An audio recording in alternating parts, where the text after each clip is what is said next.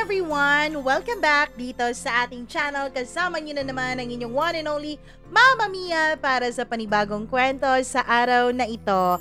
And maraming thank you po sa mga nag-comment at syempre sa mga nag-like at nag-share sa ating video kahapon. Maraming salamat po talaga.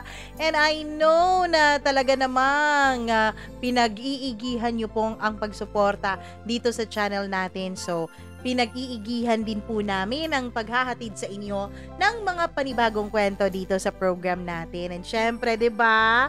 As of now, wala na po tayong mga absences. Hindi na tayo uma-absent dahil pinipili talaga natin na bigyan po kayo ng mga dekalidad na mga kwento dito sa ating programa. Kaya thank you po talaga, lalong-lalo na doon sa mga hindi nagsiskip ng ads at sa mga lagi pong nakikinig sa atin. Nako, kayo ba'y ready na? Kasi ako ready nang ibahagi sa inyo ang kwentong ito na somehow, lahat naman siguro ng tao sa mundo ay nakakaranas ng ganito o dumanas sa ganitong klaseng sitwasyon. Pero bago yan, hello muna ako kay Juliet Valmoria, maraming salamat. Natalie Jane Lopez, hello po. Eileen 4757, hi din kay Bean Ramos na sobrang busy naman talaga at nalilate na sa pagkikinig sa atin, pero ayos lang yan, walang problema. Go ka lang. You do you, okay? Ay naman ako kay Nora Barido Hamandre. Shout out daw sa lahat ng mga katulad niyang OFWs na laging nanonood at nakikinig sa ating program. Maraming salamat po sa inyo. Marvy Montesilio, hello sa iyo. Maricel Mina, maraming salamat. Sally Buma, Teresa Rhodes or Teresa Rodes. Hi din kay Diane Rose Manlangit, kay Chazy Chay na always naman talagang nakikinig while nagwo-work. Hi kay Inday Ka 8254, kay Jenny Aguilar, maraming salamat. Shout out daw from Abu Dhabi na always nakikinig. Kay Lori May Manuel, thank you so much sa iyo. Ayun, nag-e-enjoy siya all the way from Qatar. Kay Michelle Amihan Lakwacha 7760, Joselito Erazo, hello sa'yo. Hi daw sa Prime Medical Supply, sa mga dyan, mga nakikinig dyan, ayun, sa mga sewer, hello po, maraming salamat. Hi din kay Manilyn Espinida, kay Jean 8864, Jeliza Monteser, Donna Frias, Veronica Lapos, maraming salamat, Nits, and Christina Sison, at sa lahat po ng tagapakinig natin. Hindi na natin to patatagalin dahil alam ko na kayo ay excited na for today's kwento. Kayo po ba ay nakaranas na mapahiya, mainggit, ganon? Nakaranas na ba kayo ng ganyan? Nakaranas na ba kayong mabulag sa nararamdaman yung sobrang inggit sa isang tao? Eto na po ang ating kwento dito lamang sa Dear Mama Mia.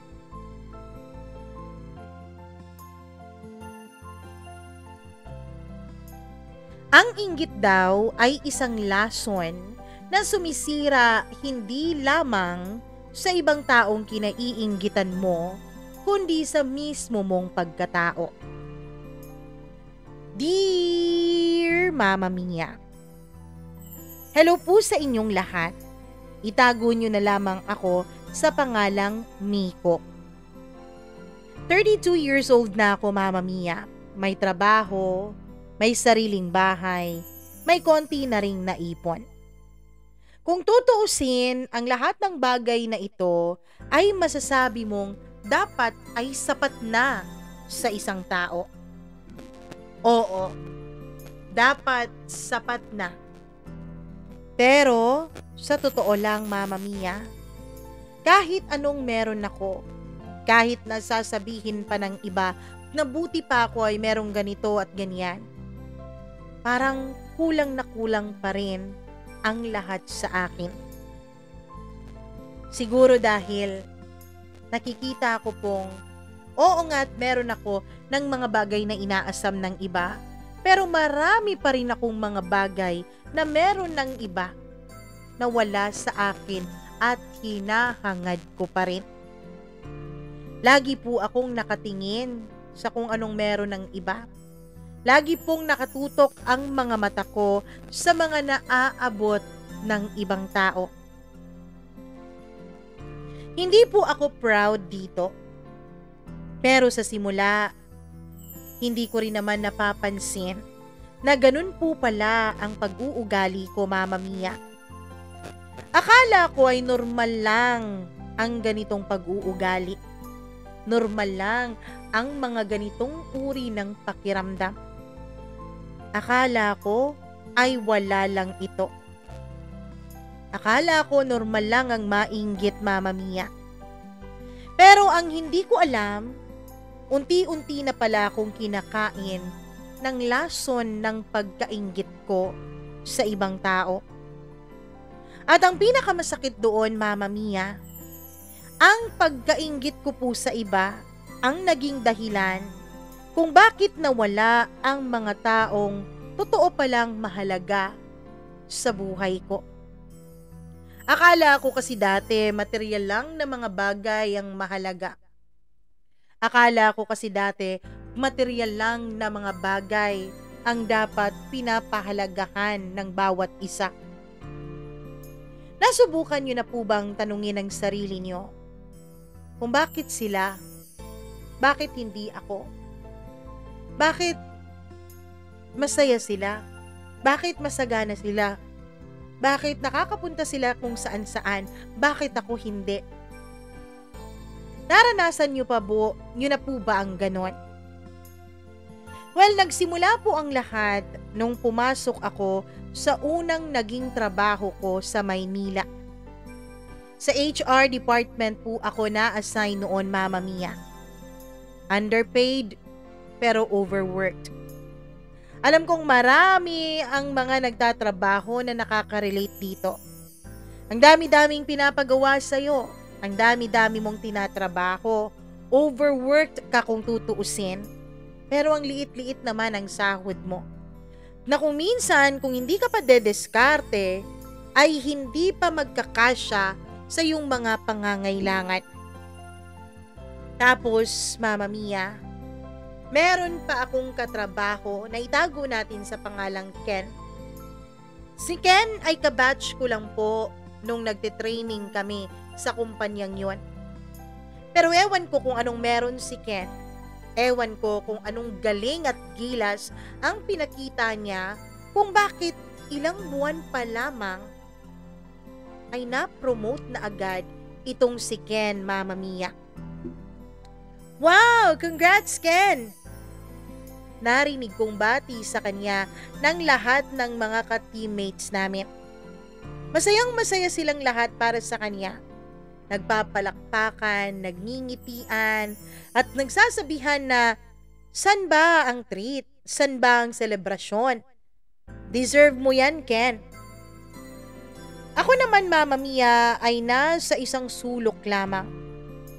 Pumapalakpak. Pilit na pilit ang ngiting namumutawi sa aking labi. Meron sa loob-loob ko noon, ako ang mas masipag. Ako ang mas mahilig mag-overtime, mas mahilig gumawa ng mga bagay na kahit out of my scope na sa trabaho. Ako ang nagsasakripisyo, pero bakit ganon? Bakit siya ang napili? Dahil ba mas magaling siyang makisama sa mga boss namin? In short, dahil ba sip-sip siya sa mga boss namin? Bakit kailangan siya? Kung sa batch pala namin pipiliin, ako naman ata ang pinaka-qualified sa lahat. Ako ang pinakabagay sa posisyon na yon dahil ako ang pinakamasipag. Ako ang mahilig magbanat ng buto at magtrabaho ng husto.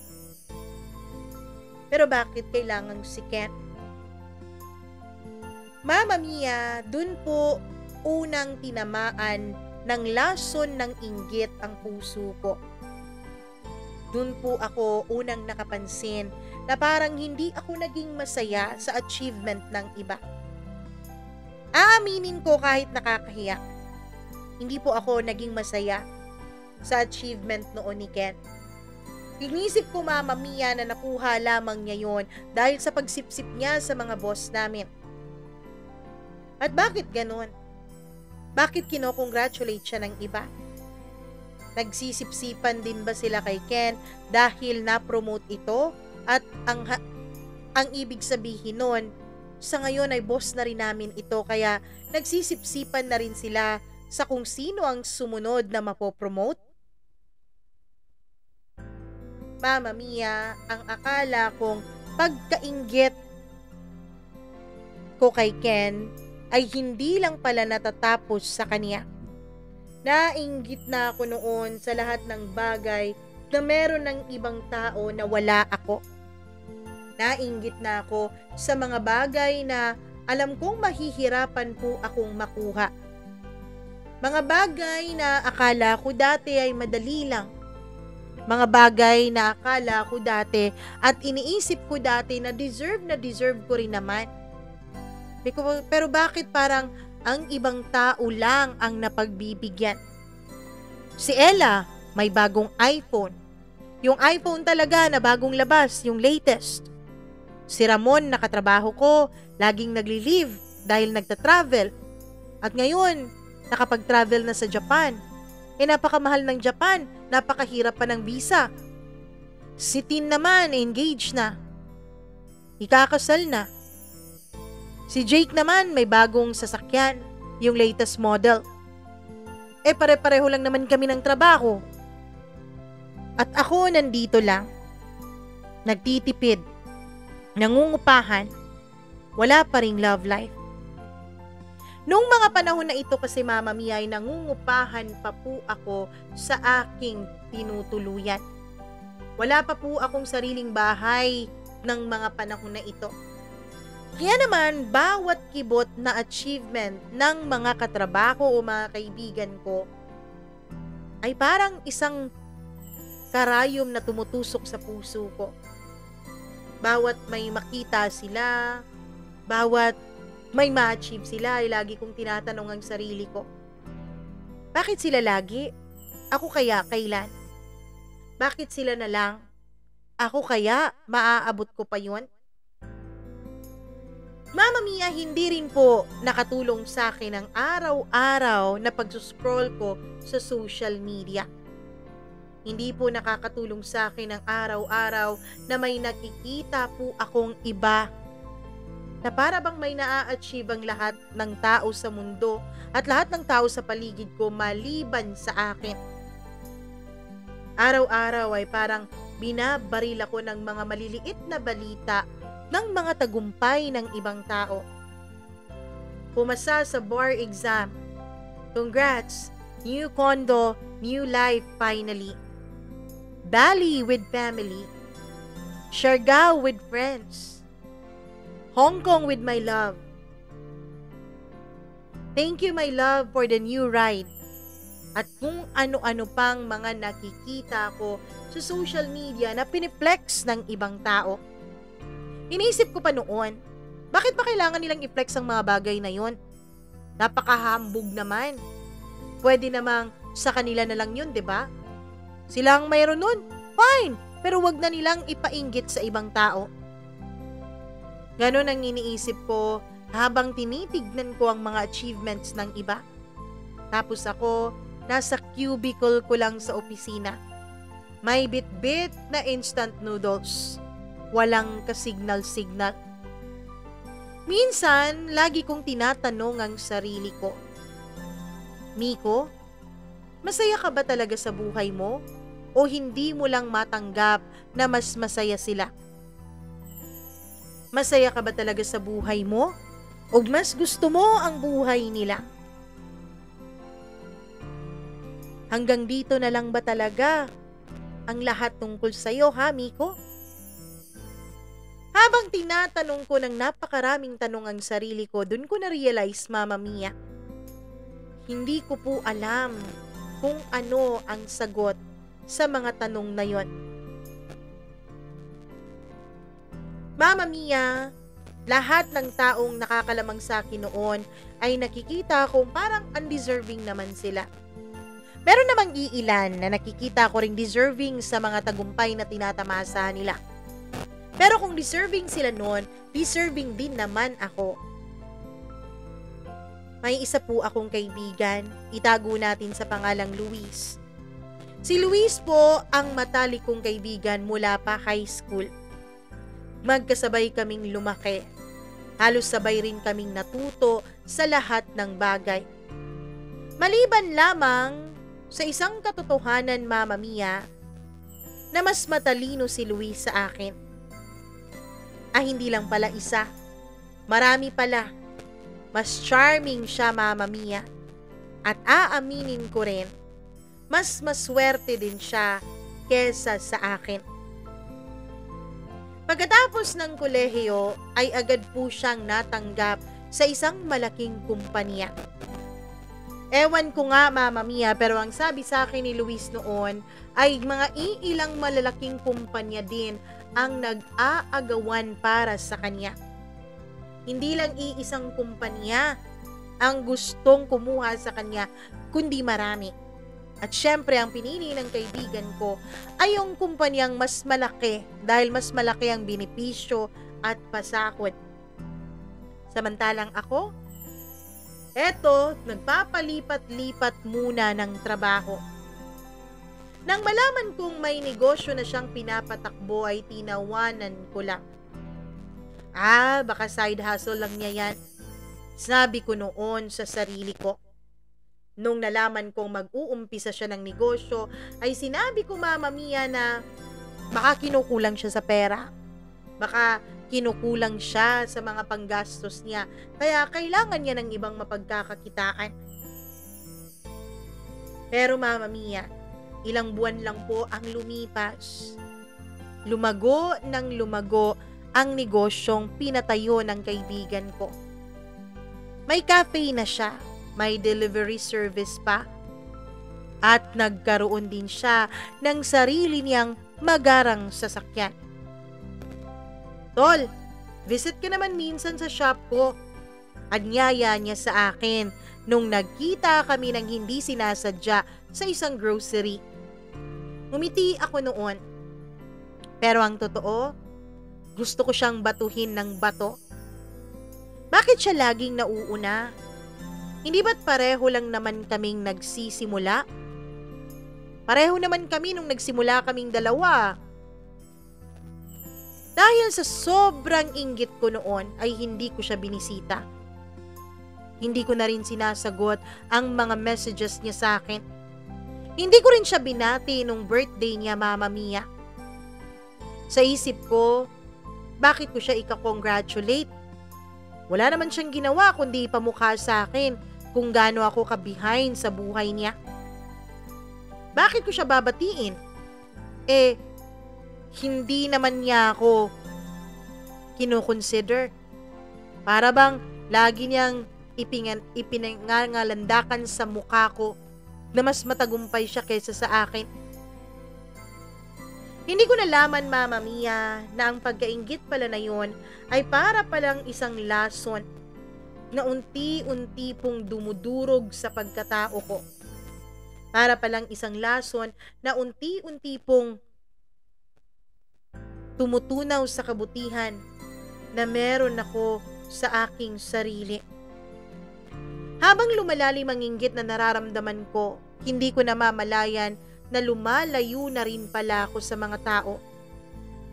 Naging masungit ako sa aking trabaho, naging mapanlait ako sa chat, sarcastic sa mga reunion.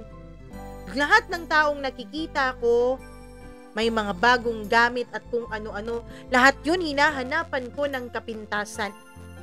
Lahat yun kinaiinggitan ko at lahat yun, Mama Mia, nilalait-lait ko. Oo, nilalait ko at hinahanap ko ang pagkakamali sa kanila. Dahil kapag may nahanap akong pagkakamali, dun ko lang naramdaman na may punto din palang nakakalamang ako. May isa po akong pinsan. Nagpakasal po siya, Mama Mia.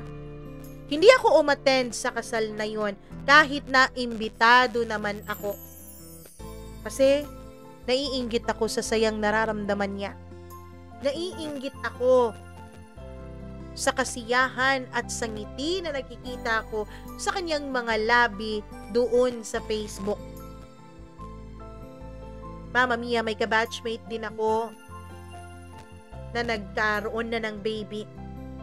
Imbis na i-congratulate ko siya, Mama Mia, ay nilait ko pa talaga siya sa group chat. Wow! Inuna mo talaga ang magka-baby kaysa sa unahin ng tagumpay mo sa karera. Sa bagay, mahirap magtagumpay sa karera pero mabilis lang namang gumawa ng baby, di ba? Hindi ko alam na toxic na palang dating na yun para sa ibang mga tao. Lahat na lang ng nakikita ko sa social media, Mama Mia, ay pinagko-komentan ko.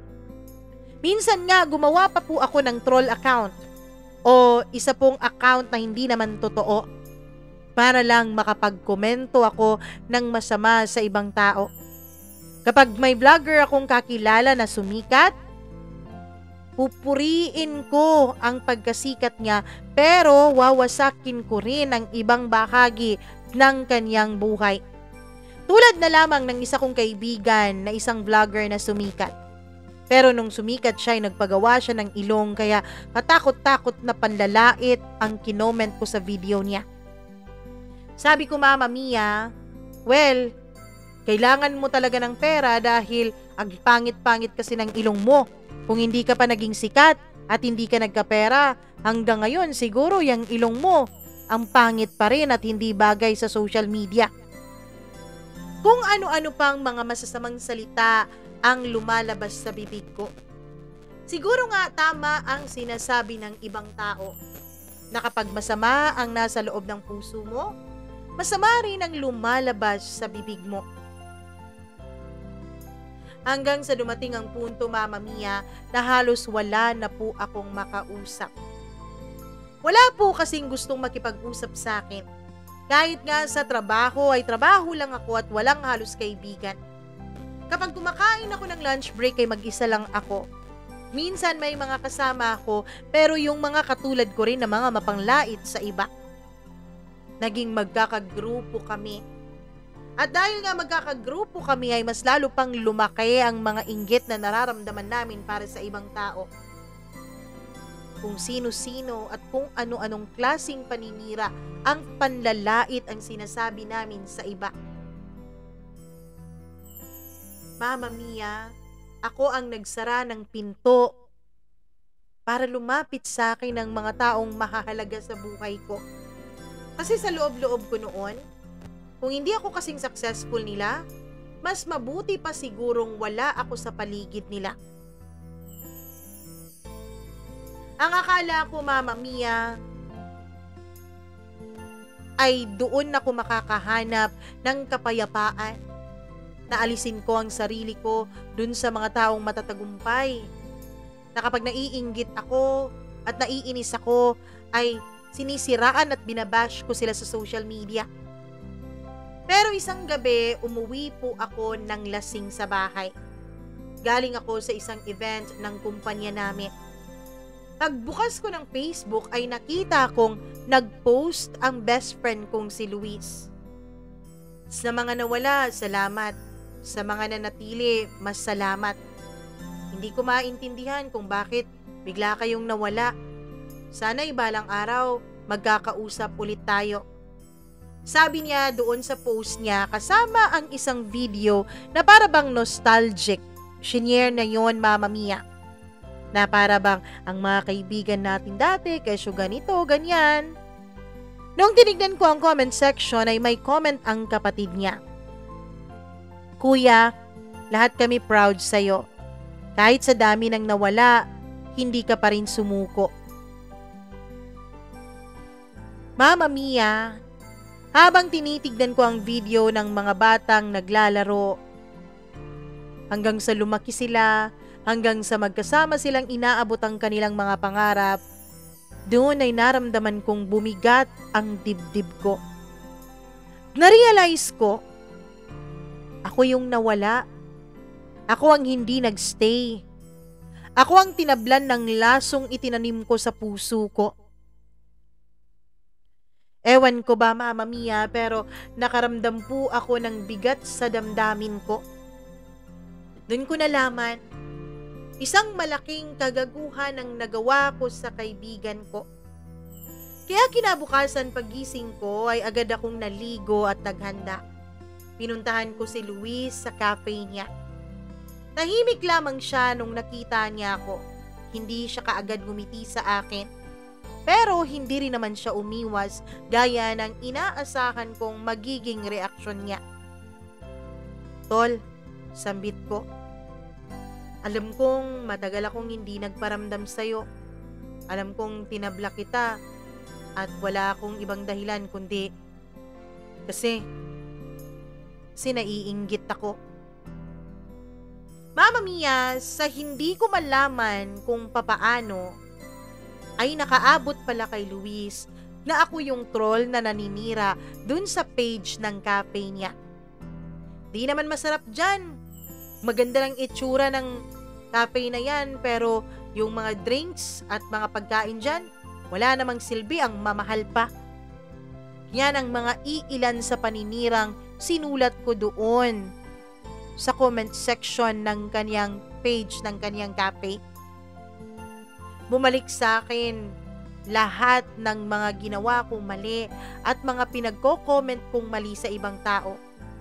At sa hindi ko inaasahang pagkakataon, Mama Mia, ay napaiyak po ako habang humihingi ako ng tawad sa aking kaibigan. Hindi yon dahil sa drama, kundi sa bigat. Sa bigat ng pagkapahiyang nararamdaman ko sa puso ko. At bukod sa bigat, at the same time ay naramdaman ko rin po ang ginhawa na dulot ng pag-amin ko sa kanya ng aking pagkakamali. Hinawakan niya ang balikat ko nung nakalapit na ako sa kanya. Buti naman, sinabi mo. Matagal ko nang nararamdaman yun eh. Pero hinintay ko talagang ikaw ang makaramdam. Hinintay ko talaga na ikaw yung makarealize sa mga nararamdaman mong mali. Tol, si Luis to tol oh. Best friend mo mula umpisa. Diba sabi natin, sabay nating aabutin ang ating mga pangarap? Hindi ibig sabihin tol na naaabot ko na yung akin, maiiwan ka at hindi mo rin maaabot yung sayo. Sadyang kanya-kanya lang talaga tayo ng oras siguro tol. Kanya-kanya lang tayo ng kapalaran. Simula noon, Mama Mia, ay dahan-dahan ko na pong tinatanggap ang mga sumusunod na katotohanan. Una, hindi lahat ng laban o hindi lahat ng tagumpay ay laban. Hindi dahil nagtagumpay ang isang tao ay hindi ka na magtatagumpay sa sarili mo. Pangalawa, hindi ka magiging talo dahil may nananalo.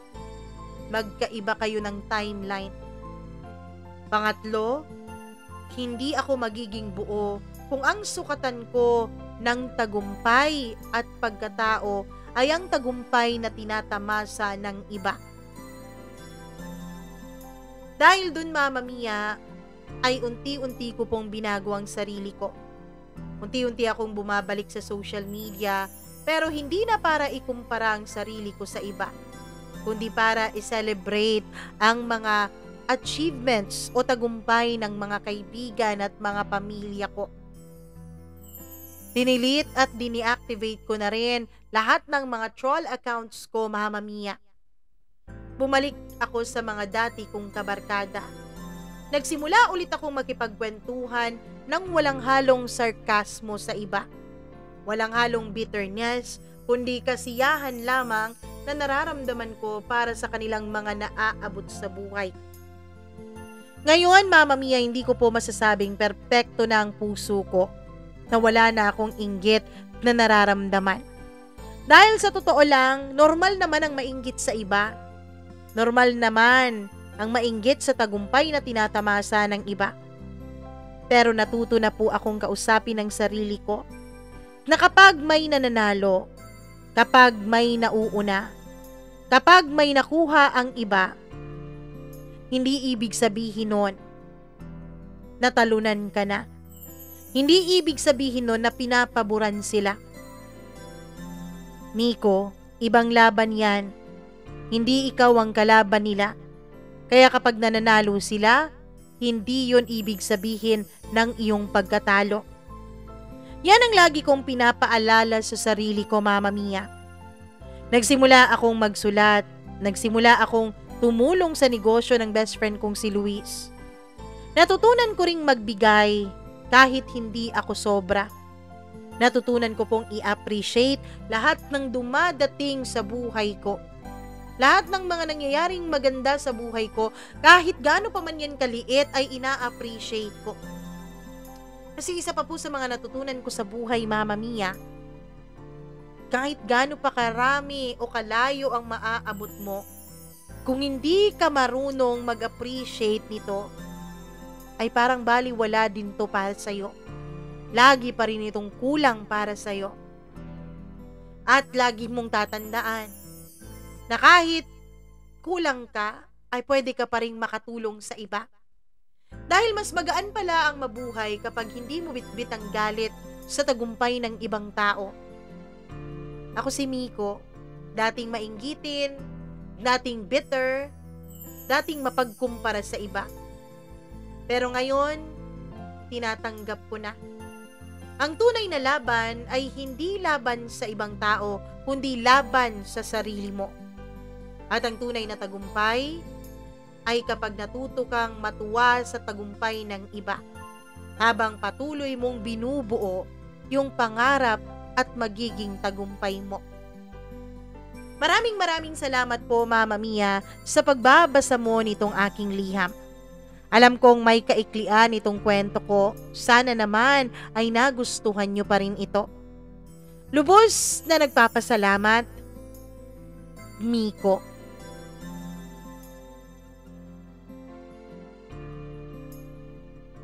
Grabe naman ang kwento ng buhay nitong si Miko. Oo, totoo, no?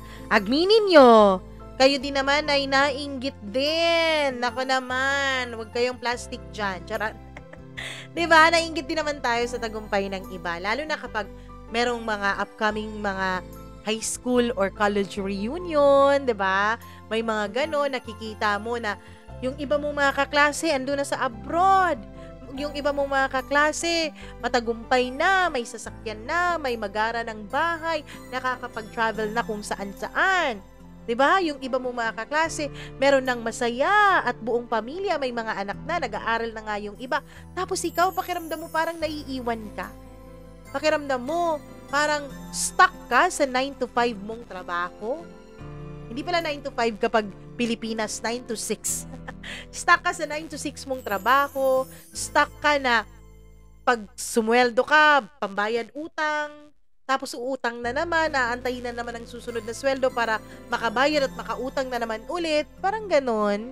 Alam kong nadanas nyo yun o ranas nyo yun. Alam ko. Dahil ranas ko rin naman yun, di ko rin talaga ipagkakaila yun. Pero, kanya-kanya po tayo ng pacing, kanya-kanya po tayo ng laban sa mundo, at ang malaking magnanakaw po ng kasiyahan ay yung pong pagkainggit natin sa iba. Dahil sa oras na maumpisahan nating mainggit sa ibang tao, sa oras na maumpisahan nating ikumpara ang sarili natin sa iba, yun ang umpisa na mawawala na rin ang totoong sayang mararamdaman ng puso natin.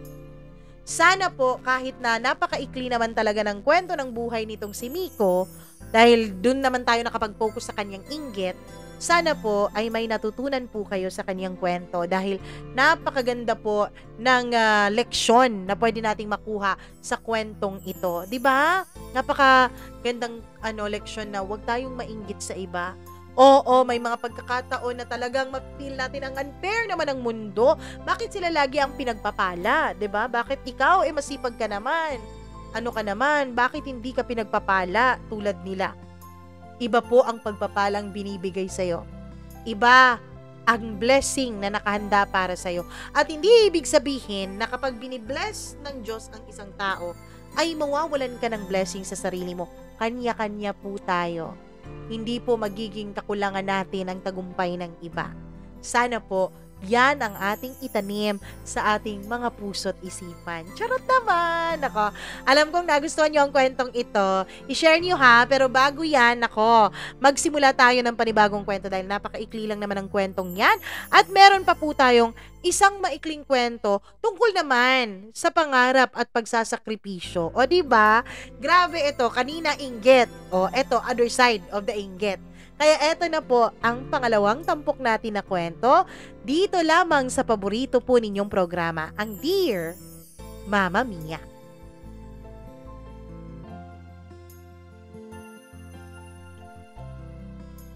Wala raw shortcut sa mundong ito. Wala raw shortcut sa mga pangarap mo. Lahat ng gusto mong mangyari sa buhay mo, lahat dapat pinagsisikapan. Lahat dapat pinagsasakripisyuhan. Dear Mama Mia, magandang araw po sa inyong lahat. Naway mapili po ninyo ang kwentong ibabahagi ko sa inyo tungkol sa sarili ko pong nakaraan. Mama Mia, meron po kasi akong enough na oras na makinig sa inyo at magkwento dahil 2 linggo po ang kinuha kong bakasyon kasi sobrang na-exhaust na rin ako sa aking trabaho. Itago niyo po ako sa pangalang Lia. Mula po ako sa isang maliit na baryo sa probinsya ng Quezon. Isang simpleng dalaga lang po at anak ako ng isang magsasaka. Araw-araw kasama po akong nagbubungkal ng lupa ng aking tatay na itago natin sa pangalang Tatay Ador. Habang ang nanay ko naman ay matyagang nagtitinda ng mga paninda niyang gulay sa palengke. Lumaki po ako na salat sa yaman ng mundo. Ngunit masasabi kong sagana naman ako sa pagmamahal mula sa aking mga magulang. Bata pa lamang ako, Mama Mia, ay malinaw na po sa akin ang aking pangarap na gusto kong maging isang doktor. Gusto ko pong makatulong sa mga kabarangay namin na walang kakayahang magpa-check up sa mga malalaki at malalayong ospital mula sa aming baryo. Anak, abot kamay mo yan. Basta sipag at tiyaga lang. Laging pangungumbinsi at pagpapalakas loob noon ng Tatay Ador ko sa akin habang tinuturo ang langit kung saan dumaraan ang eroplano. Huwag mong tignan ang putik sa paa mo, anak, kundi ang langit na gusto mong marating. Mama Mia, napakasarap pong mangarap. Napakasarap pong naisin ang lahat ng bagay dito sa mundo.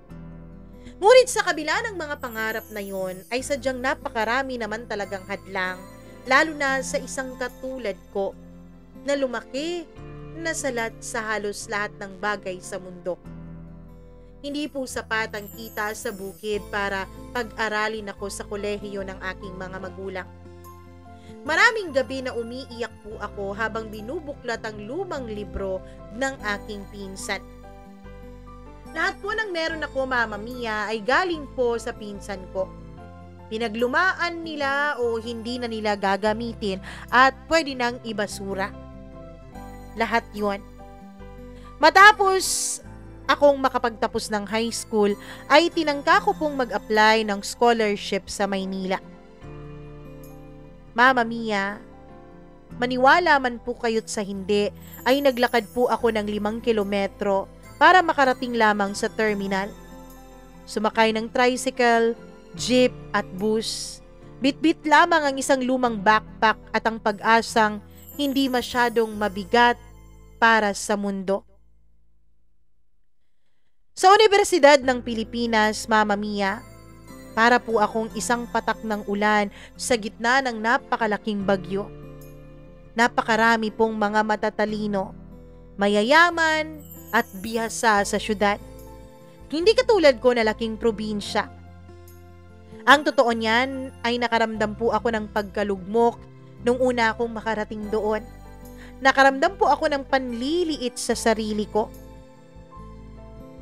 Ngunit pinanghawakan ko po ang sinabi ng ina ko sa akin.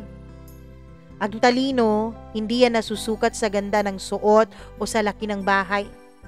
Nasusukat yan sa tibay ng loob, anak. Lagi ko pong sinasabi noon sa sarili ko, kung lagi na lang akong mahihiya at manliliit sa aking sarili, ay walang mangyayari sa mga pangarap ko. Kaya tinatagan ko ang loob ko, Mama Mia.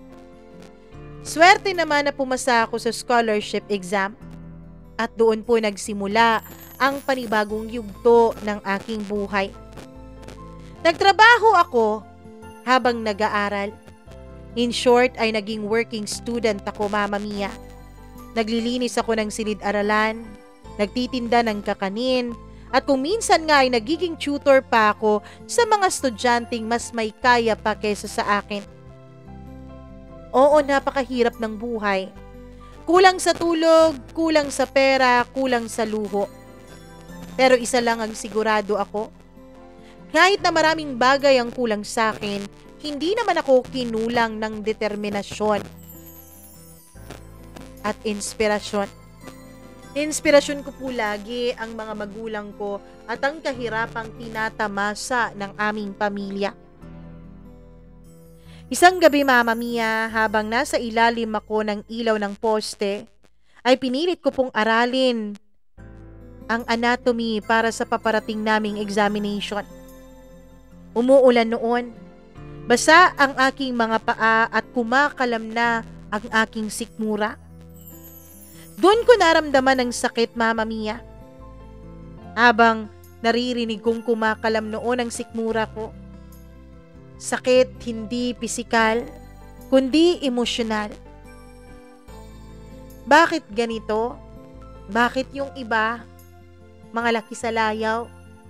Yung iba, winawaldas ang pera ng mga magulang nila, hindi nag-aaral ng mabuti. Bakit ako, na gustong-gustong makapagtapos, ay laging kinakapos? Lord, bulong ko noon sa hangin. Tama po ba to? Bakit parang lagi na lang akong lumalaban pero parang hindi naman ako nananalo? Dumating ang puntong gusto ko nang sumuko noon, Mama Mia. Ngunit isang sulat mula sa aking ama ang nagpapaalala sa akin kung bakit ako nagsimulang mangarap ng ganito. Anak, bawat araw na lumilipas, iniipon namin ng nanay mo ang pera para sa iyong uniforme sa graduation. Hindi kami mayaman pero anak, sinusuportahan namin ang iyong mga pangarap at naniniwala kami na kaya mong magtagumpay. Nakakayanin mo lahat ng mga pagsubok sa buhay. Mama Mia, nung mabasa ko ang sulat na yon mula sa aking ama, ay dun na numbalik ang apoy sa aking puso. Ang apoy ng pakikipaglaban sa mga hamon sa buhay. Kahit mahirap ang bawat araw na lumilipas, sa buhay estudyante ko at buhay trabahante ay pinilit ko po, Mama Mia. Pinilit ko po na tapusin ang kung ano man ang sinimulan ko. Lumipas ang 4 na taon. Hindi mabilis na lumipas yon, hindi katulad nung para sa iba. Sa akin, napakatagal ng bawat araw pero sa pagpupursigi ko ay lumipas pa rin yon. At sa kabila ng lahat ng pagod at luha, Mama Mia, nagtapos din ako bilang cum laude sa kursong biology. Isa na lang hakbang, isang hakbang na lang, at mapagtatagumpayan ko na at maaabot ko na ang aking mga pangarap, ang med school. Pero Mama Mia, isang balakid ang laging bumabalik-balik sa akin. Isang balakid na naging balakid na mula nung umpisa akong mamulat sa mundong ito. Ang kakulangan sa pera. Muli akong kumakatok noon sa punto o sa pinto ng oportunidad. Ano bang gagawin ko? Paano ko ba mapagtatagumpayan to? Mama Mama Mia, buti na lamang at may nalaman akong isang NGO na nagsponsor ng mga medical scholarship, lalong-lalo na sa mga kabataan mula sa mga liblib na lugar. Ginawa ko po ang lahat para makapasok doon. Nag-submit ako ng kung ano-anong mga requirements na kinakailangan nila. Sabay ng taimtim na pagdarasal na sana naman tulungan ako ng Panginoon. At sa isang malaking milagro, Mama Mia, nakapasok ako sa sponsorship na yon. Nakapasok ako bilang medical scholar. Kahit na scholar ako ay mahirap pa rin ang buhay. Kahit na scholar ako ay mahirap pa rin talaga ang magtagumpay, lalong-lalo na kung salat ka naman sa lahat ng bagay. Muling naging mahirap sa akin ang bawat araw, Mama Mia. Ang totoo niyan, mas mahirap pa nga ito kaysa sa dati kong pinagdadaanan. Maraming pagkakataon na hindi ako makakakain ng maayos. O halos hindi na nga ako nakakatulog sa pag-aaral ko, Mama Mia. Kasi bukod sa pag-aaral ay kailangan ko po talagang magtrabaho. Ang scholarship kasi na yon ay tuition lang naman. Hindi po kasali ang ibang mga pangangailangan ko sa school, pati na rin ang pagkain ko. Pati na rin ang dormitoryong inuupahan ko, Mama Mia. Kaya kailangan ko pa rin talagang magsumikap. Ngunit sa bawat pasyenteng natutulungan ko noon sa mga volunteer clinics namin, Mama Mia, dun po ako humuhugot ng higit na inspirasyon sa kanila. Ewan ko, pero laging sumasaya ang puso ko kapag may natutulungan akong mga pasyente. Napapalitan ng ngiti ang pagod na nararamdaman ko sa puso ko. Kahit na napakahirap at kahit na mas matagal ang pakikipagbuno ko na ngayon sa kapalaran kaysa sa nung nagkolehiyo ako, ay ginawa ko pa rin ang lahat. Hanggang sa 6 na taon, matapos ang pagtatapos ko ng kolehiyo, Mama Mia, ay nakatayo na ako sa harap ng ospital na dati ay pinapangarap ko lamang na pasyalan. Nasa dibdib ko na ang isang placard kung saan naglalaman ito ng kumpleto kong pangalan. Doktor, kumpleto kong pangalan, tapos M.D. Luhaan na kong tinawagan ng aking mga magulang sa baryo. Hindi man po sila makapunta ng Maynila dahil sa kanilang edad at dala na rin ng kanilang kalusugan, ay rinig ko po ang iyak ng aking ina sa kabilang linya. Anak, ang pangarap mo ay pangarap din namin. Salamat anak dahil sa kabila ng hirap ng ating buhay, sa kabila ng hirap na tinatamasa mo ay hindi ka sumuko. Pinagtagumpayan mo ang lahat. Napakahirap, Mama Mia. Napakahirap, lalo't sa bawat taon na lumilipas noon ay lumalalim ng lumalalim ang mga pagsubok sa aming buhay. Natigil kasi noon sa pagsasaka si tatay dahil na disgrasya po ito. Hindi na makalakad at ang nanay ko naman ay may alta presyon na. Kaya hindi na rin nito kinakaya na magtinda ng matagal sa palengke, lalo na sa mga araw na mainit ang panahon. Napakahirap. Gusto ko na ngang sumuko pero nagpursige ako. Malapit ka na sa pangarap mo, Lia. Malapit ka na sa tinatamasa at inaasa mong tagumpay, kaya wag na wag kang susuko. Lagi ko noong sinasabi sa sarili ko, Mama Mia, na kapag malapit ka na sa destinasyon mo, ay tila mas lalong humihirap ang daan. At kapag mas mahirap na ang daan, ibig sabihin, nalalapit na ang katotohanan at tagumpay na yung inaasam-asam. Kaya hindi talaga ako sumuko hanggang sa makagraduate ako. Hanggang sa nagresidente ako, Mama Mia, nung matapos akong makapasa ng board exam. Hindi nagtagal ay bumalik ako sa aming baryo.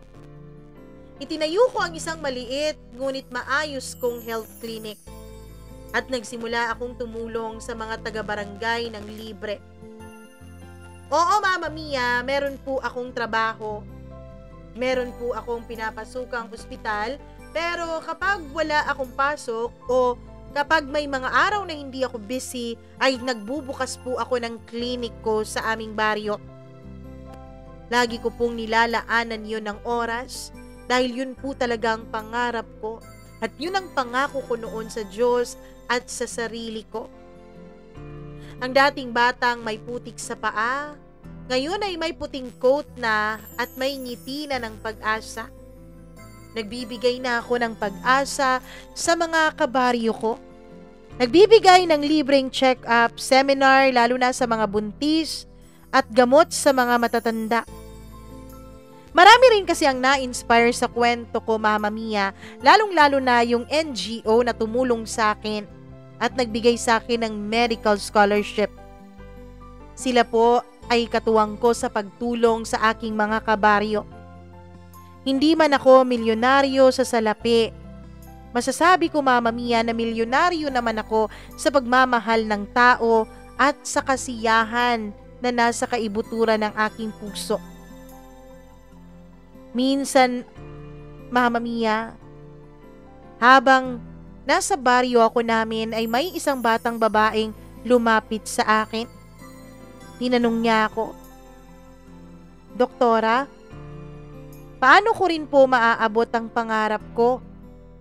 Kasi ang sabi ng nanay at tatay ko, ikaw daw ay dumaan talaga sa karayom at bagyo ng pagsisikap para maaabot mo ang pangarap mo."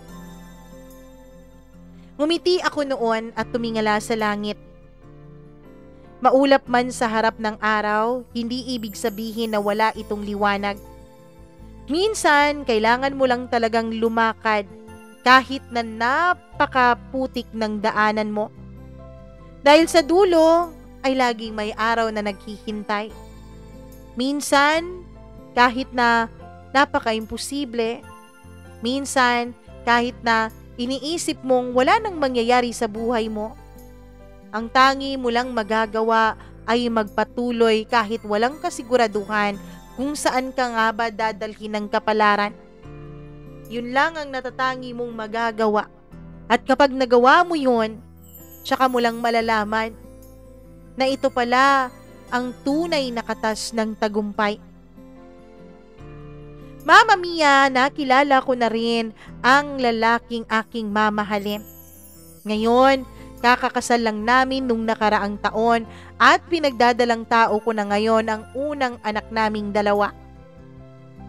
Masaya ang buhay, may mga pagsubok pa rin dahil wala namang perpekto sa mundo.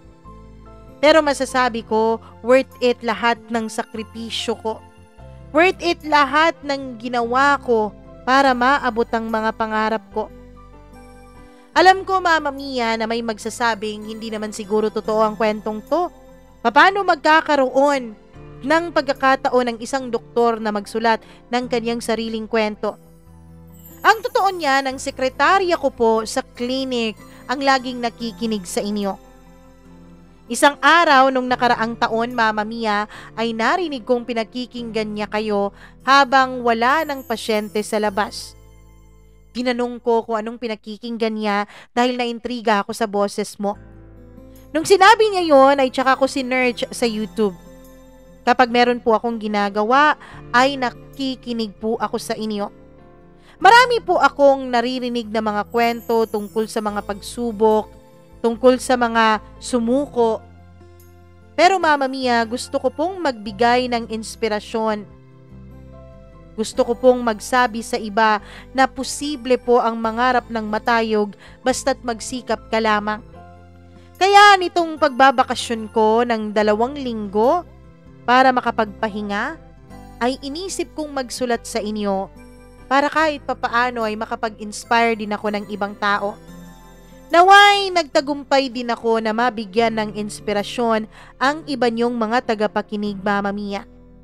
At maraming salamat po kung sakali mang mabasa nyo itong kwento ng buhay ko. Lagi niyong pangarapin ang buhay na gusto nyo. At kapag may pangarap kayo, lagi niyong isipin na magtatagumpay kayo kahit sa dami pa ng unos at mga pagsubok na dumating. Tuloy pa rin lagi ang laban. Hanggang dito na lang, lubos na gumagalang, Lia.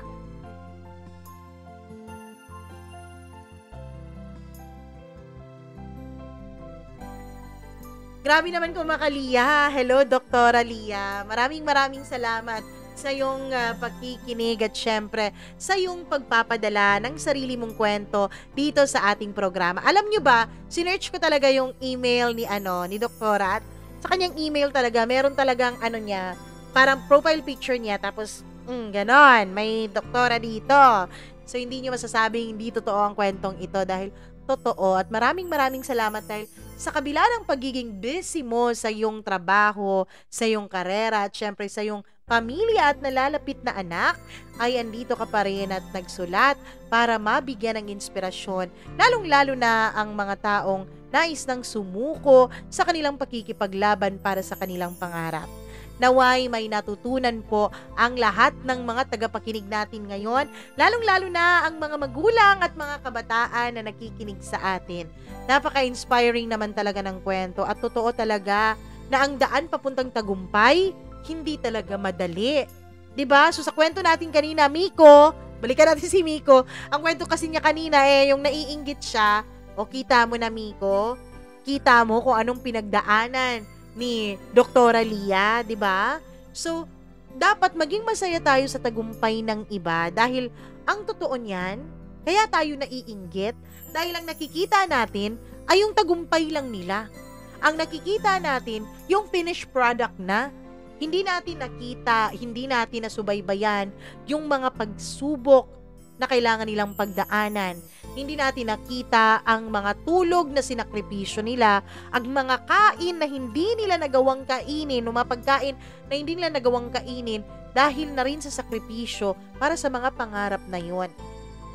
Minsan, ang nakikita natin ay mga sakripisyo lang natin, mga paghihirap lang natin. Bakit ganun Ang nakikita natin sa ating sarili ay yung mga paghihirap, pagsasakripisyo, pero hindi natin nakikita yung mga tagumpay na kahit papaano ay naaabot pa rin naman natin.